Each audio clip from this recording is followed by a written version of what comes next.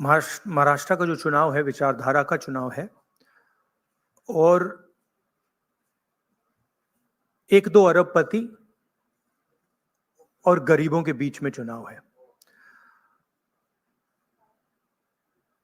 अरबपति चाहते हैं कि मुंबई की जमीन उनके हाथ चले जाए। एस्टिमेट है 1 लाख करोड़ का एस्टिमेट है। 1 अरबपति को 1 लाख करोड़ रुपए देने की बात है। ये बैकग्राउंड मैं आपको दे रहा हूं। हमारी सोच है कि महाराष्ट्र के किसानों को, गरीबों को, बेरोजगार युवाओं को मदद की जरूरत है। रोजगार, महंगाई मेन इश्यूज हैं और हमने क्लियरली बोला है, हर भाषण में मैं बोलता हूं कि हमारी फोकस महिलाओं की मदद करने का है। 3,000 रुपए हर महिला के बैंक अकाउंट में हम डालेंगे। फ्री बस ट्रैवल होगा महिलाओं के लिए। किसानों के लिए 3 लाख रुपए तक का कर्जा माफ होगा। सोयाबीन के 7,000 रुपए प्रति क्विंटल। प्याज के किसानों के लिए fair price committee. Fair MSP कपास के किसानों के लिए। कास्ट सेंसस जो हम तेलंगाना में, कर्नाटक में करवा रहे हैं, वो हम महाराष्ट्र में करवाएंगे।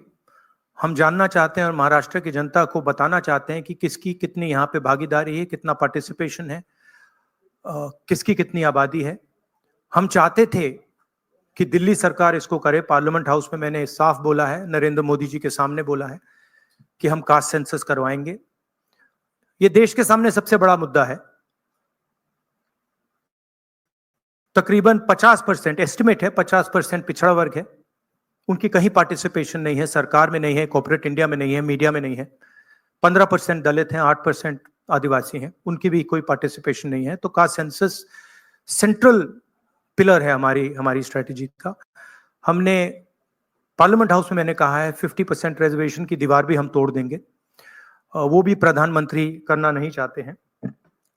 हेल्थ इंश्योरेंस का हमारा यहाँ एक स्कीम है जो राजस्थान में बहुत सक्सेसफुल था। 25 लाख रुपए का स्वास्थ्य बीमा गरीब लोगों को, किसानों को, मजदूरों को, बेरोजगार युवाओं को ऑपरेशन की जरूरत हो, दवाई की जरूरत हो, एमआरआई की जरूरत हो, जो भी मेडिकल फैसिलिटीज की जरूरत हो, 25 लाख रुपए तक की फैसिलिटी हमारी सरकार प्रोवाइड करेगी। और फाइनल जो युवा हैं, जो नरेंद्र मोदी जी की पॉलिसीज ने, नोटबंदी ने, जीएसटी ने जिनको बेरोजगार किया है, उनके लिए अनएम्प्लॉयमेंट अलाउंस 4,000 रुपए का मंथली और 2.5 लाख जो सरकारी नौकरियां हैं उनको हम कमिट कर रहे हैं कि उनको हम आपके हवाले करेंगे। तो ये हमारा प्रोग्राम है। मेन इशू वही है। एक तरफ अदानी जी खड़े हैं, धारावी पे निशाना है। महाराष्ट्र की जो धन है उस पर निशाना है। मुंबई के नेचर को चेंज करने का लक्ष्य है। और दूसरी तरफ हमारे किसान, मजदूर, युवा जो एस्पायर कर रहे हैं, जो सपना देख रहे हैं, जिनका सपना हर रोज महाराष्ट्र की सरकार तोड़ रही है। तो ये लड़ाई है। Thank you. एक एक करके मैं अभी बता रहा हूं। एक मिनट। बिल्कुल, अभी आपने बड़ा अच्छा व्यवस्थित रखा। इससे पहले आप सवाल शुरू करें, राहुल जी से मैं आग्रह करूंगा कि आपके सामने कुछ और भी कुछ ऐसा दिखाएं। एक सेकंड, वो क्या था? व्हाट वाज द नारा दैट मोदी जी गेव? क्या है? एक है तो सेफ है। हाँ, यस, दैट वाज। ये देखिए, इधर लाइए भैया इसको।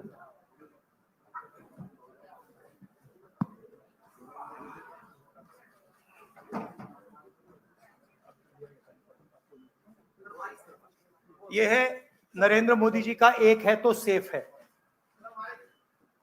ये देखिए, एक है तो सेफ है।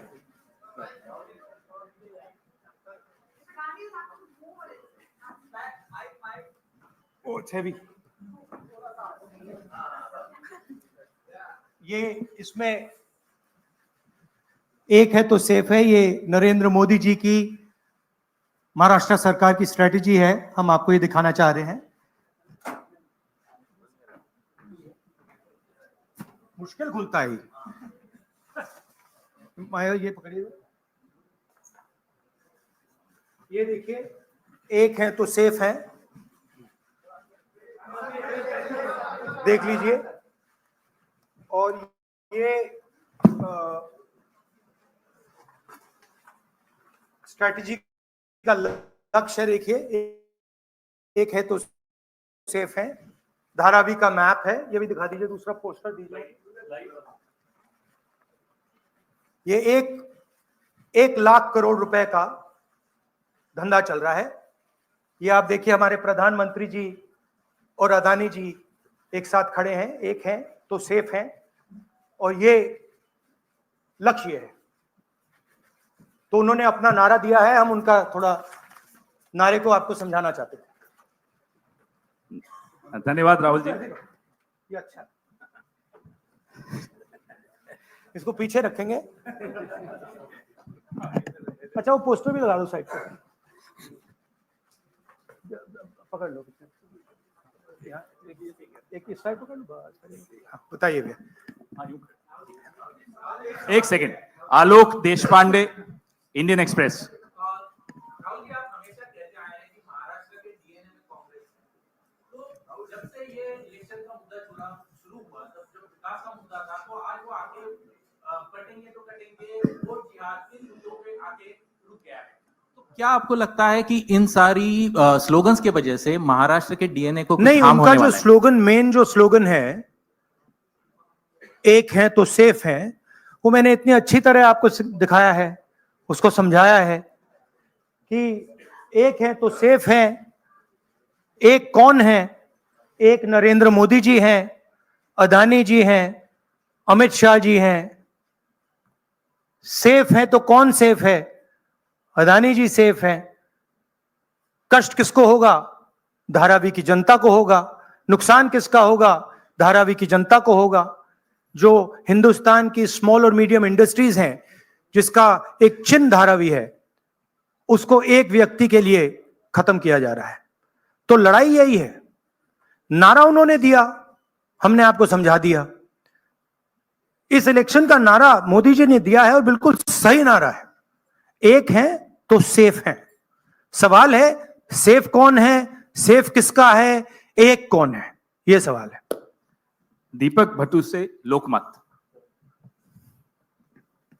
राहुल जी, आज मार्केट में किसानों को सोयाबीन का 4,000 रुपया करीबन रेट मिल रहा है। एमएसपी है 4,830 रुपया। तो आपने कहा है कि हम लोग 7,000 रुपए देंगे अगर सत्ता पे आएंगे तो, और प्लस बोनस। तो 4,000 और 7,000 प्लस बोनस, ये जो डिफरेंस है वो कहां से कांग्रेस कॉम्पेंसेट करेगी? ये हमने सारे कैलकुलेशंस कर रखे हैं, हमारा एक्सपीरियंस है, हमने ऐसी ही पॉलिसी छत्तीसगढ़ में चलाई हैं। तो financially there is no problem, this is easily feasible, we have done all the calculations. Study किया है हमने। अगर आप डिटेल्स चाहते हैं तो हमारी टीम से हम आपको पूरा फाइनेंशियल डिटेल्स, ये जो हमारी कमिटमेंट्स हैं, इसका पूरा फाइनेंशियल डिटेल हम आपको दे देंगे, कोई प्रॉब्लम नहीं है। रंजीत सिंह, एएनआई। अभी राहुल जी गुड मॉर्निंग। मैं रंजीत, एएनआई से। आप चूंकि काफी केंद्रित है धारावी के मुद्दे को लेकर के, तो मैं सवाल करना चाहूंगा कि 2005 से धारावी में कोई डेवलपमेंट हुआ नहीं है, रीडेवलपमेंट के नाम पे अगर हम बात करें तो अब जो योजना वहां चल रही है, आप चूंकि कह रहे हैं कि बिलियनियर को लखपति बनाने की कोशिश है, लाख करोड़ का उनका टारगेट है, तो 2005 से अब तक जो विकास नहीं हुआ है, अब अगर शुरू हुआ है, उसमें आपको कमियां नजर आती हैं, और आप सरकार आने पे बदलने की बात भी की है महाविकास आघाड़ी ने। नहीं, विकास नहीं हुआ सवाल नहीं है, रीडेवलपमेंट। हाँ, रीडेवलपमेंट। हाँ, तो उसके लिए अगर सरकार आपकी आती तो योजना बंद होगी, तो वो पुनर्विकास और लंबा नहीं किया जाएगा? 3 साल या 5 साल कम से कम लगेंगे, फिर एक बार शुरू होके और लेट। देखिए, हमारी पोजीशन बिल्कुल क्लियर है। ये जो जमीन है, जो लोग धारावी में रहते हैं, उनकी जमीन है, वो उस पे सालों से रह रहे हैं, वहां पे वो काम करते हैं। स्मॉल और मीडियम बिजनेसेस का हब है, धारावी को कन्वर्ट करने में दूसरी भी इश्यूज हैं। मैंग्रोव्स की जो जमीन है वो छीनी जा रही है, यहाँ पे बाढ़ आती है, ज्यादा आएगी, लोगों को नुकसान होगा, और पूरा का पूरा काम एक व्यक्ति की मदद करने के लिए है। That is our objection. Our objection is that it is unfair, it is being done, the entire political machinery is being twisted to help one person. We are not convinced about how the tendering process was worked out, and we are absolutely convinced that this is theft of Dharavi land and it is being handed over to one person. इसी व्यक्ति को देश के airports दिए जा रहे हैं, इसी व्यक्ति को डिफेंस की पूरी मैन्युफैक्चरिंग की इंडस्ट्री दी जा रही है, इसी व्यक्ति को पोर्ट्स दिए जा रहे हैं, इसी व्यक्ति को धारावी दिया जा रहा है, इसी को मुंबई का एयरपोर्ट दिया जा रहा है। और मैंने यहां पे आपको क्लियरली दिखाया है कि पुराना रिश्ता है प्रधानमंत्री का। तो ये अदानी जी अपने आप नहीं कर सकते हैं। Without clear support of the prime minister of India, Dharavi cannot be taken away from the people of India.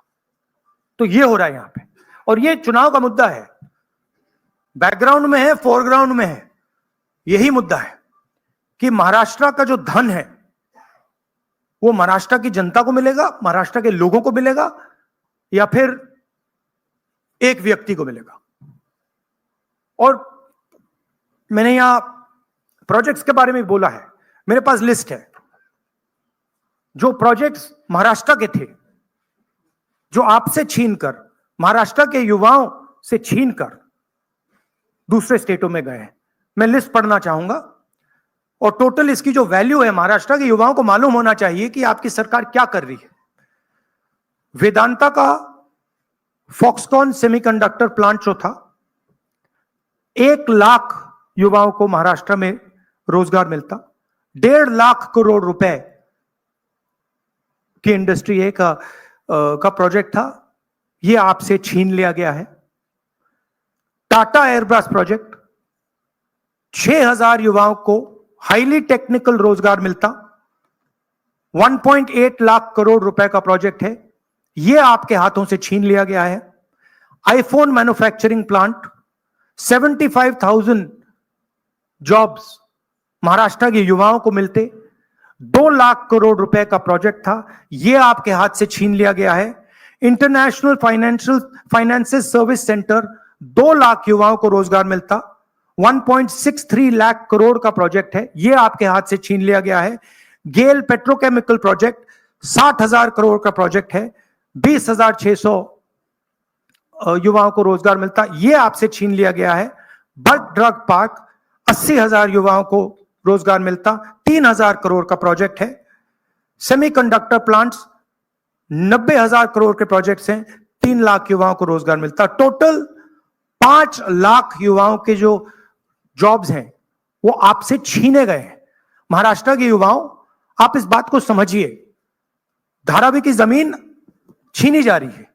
Modi ji सामने बोल रहे हैं, एक हैं तो सेफ हैं, अदानी जी को दी जा रही है। 7 लाख करोड़ रुपए के प्रोजेक्ट्स आपसे छीने गए हैं, और 5 लाख युवाओं को रोजगार मिल सकता था, वो आपसे लिया गया है और दूसरे प्रदेशों में गया है। ये रिकॉर्ड है, ये पक्की बात है, ये हवा की बात नहीं है। अनन्या गुप्ता, और पीटीआई। अगर आप इसके डिटेल चाहते हैं तो हम आपको सबको डिटेल्स दे सकते हैं। महाराष्ट्र के युवाओं, आप ये बात समझिए, आपसे आपकी सरकार, महाराष्ट्र की सरकार रोजगार चोरी कर रही है। Sir, if we see the tendering process, it is stated that everyone will get houses in Dharavi who are staying over there. So how do you claim and justify that people will get Everybody homeless? knows how Adani tendering process works. The whole country knows it. Okay, everybody knows how CBI is used, how ED is used, how income tax department is used, how people are pressured. An example is sitting in front of you in Mumbai airport. It's there for everybody to see. Now, it's one thing if the media doesn't want to report it, right? But the fact of the matter is the whole country knows that Mr. Adani is fully supported by the Prime Minister, and anything that Mr. Adani wants, he gets. Sir Deepa इस कदम elections में साकाल, एक second please, अनुशासन please. Deepa कदम साकाल। धारावी का redevelopment policy कैसी होगी, इसका आपके पास counter agenda क्या है? धारावी का रीडेवलपमेंट कैसे होगा, इसका धारावी का डेवलपमेंट जो वहां के स्टेक होल्डर्स हैं उनके इंटरेस्ट को लेकर होगा। आज उनके इंटरेस्ट को परे किया जा रहा है, उनके इंटरेस्ट को नेगेट किया जा रहा है और इनके इंटरेस्ट को पूरा सपोर्ट दिया जा रहा है। और सिर्फ धारावी की बात नहीं है, दूसरी जमीन की बात है, मैंग्रोव्स की बात है, मुंबई की फ्लडिंग की बात है। तो ये सिंपल चीज नहीं है कि भाई सिर्फ धारावी जा रहा है, ये बड़ा कॉम्प्लिकेटेड डिसीजन है और हम चाहते हैं कि जो धारावी के स्टेक होल्डर्स हैं और मुंबई की जनता का इसका फायदा हो। तो जो भी होगा स्टेक होल्डर्स से पूछकर, स्टेक होल्डर्स के पार्टिसिपेशन के साथ होगा, एक व्यक्ति के लिए सारे रूल्स तोड़कर नहीं होगा। राजू सोनवने, एबीपी माझा।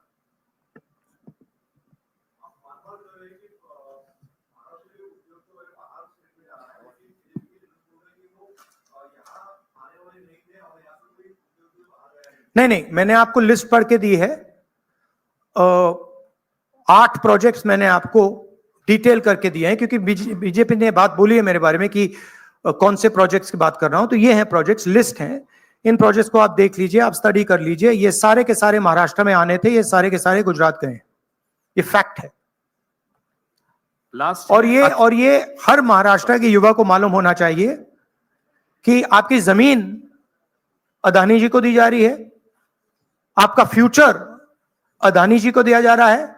और यहां पे जो 8 प्रोजेक्ट्स हैं जो पूरे महाराष्ट्र के युवाओं के फ्यूचर के प्रोजेक्ट्स थे, वो सब छीन कर आपसे दूसरे स्टेट में चले गए। राहुल जी अक्षय, एक सेकंड, ऐसा राहुल जी ऐसे नहीं भैया, एक एक करके प्लीज। एक करके, अभी वो कहीं नहीं जा Thank रहे you. तब तक आप।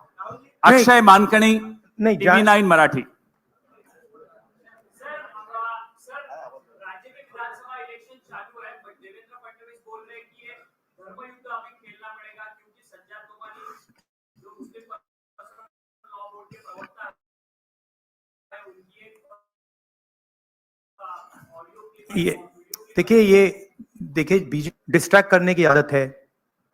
मैंने आपसे कहा कि मेन मुद्दा रोजगार का है, उसके बाद मैंने आपको ये 8 प्रोजेक्ट्स की लिस्ट दी, राइट, जो डिटेल कर रहे हैं कि 7 लाख करोड़ के प्रोजेक्ट्स यहां से गए और 5 लाख युवाओं को जो रोजगार मिलना था वो महाराष्ट्र की सरकार ने यहां से भेज दिए।